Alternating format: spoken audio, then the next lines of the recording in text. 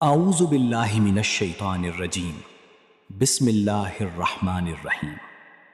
اللہ تعالیٰ بنی اسرائیل کو مخاطب کرتے ہوئے فرماتے ہیں، اس کتاب یعنی قرآن پر ایمان لاؤ جو تمہاری آسمانی کتابوں کی تصدیق کرتی ہے، اور سب سے پہلے اس کا انکار کرنے والے نہ بنو۔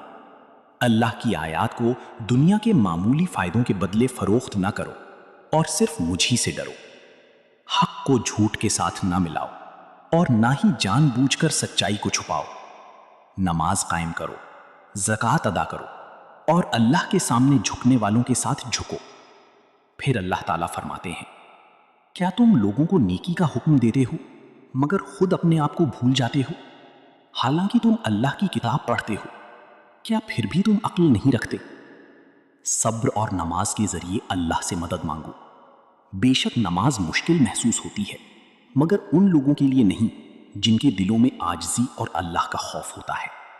وہ لوگ یقین رکھتے ہیں کہ ایک دن انہیں اپنے رب سے ملنا ہے اور آخرکار اسی کی طرف لوٹ کر جانا ہے۔ اے بنی اسرائیل، میری وہ نعمتیں یاد کرو جو میں نے تم پر عطا کی اور تمہیں دنیا والوں پر فضیلت دی، اور اس دن سے ڈرو جب کوئی شخص کسی دوسرے کے کام نہ آئے گا، نہ کسی کی سفارش قبول ہوگی، نہ کوئی بدلہ لیا جائے گا اور نہ ہی کوئی مدد مل سکے گی۔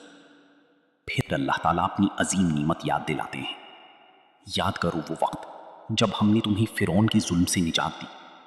فرعون کے لوگ تمہیں سخت عذاب دیتے تھے، تمہاری بیٹوں کو قتل کر دیتے اور تمہاری عورتوں کو زندہ چھوڑ دیتے تھے، اور اس آزمائش میں تمہاری رب کی طرف سے بہت بڑی آزمائش تھی۔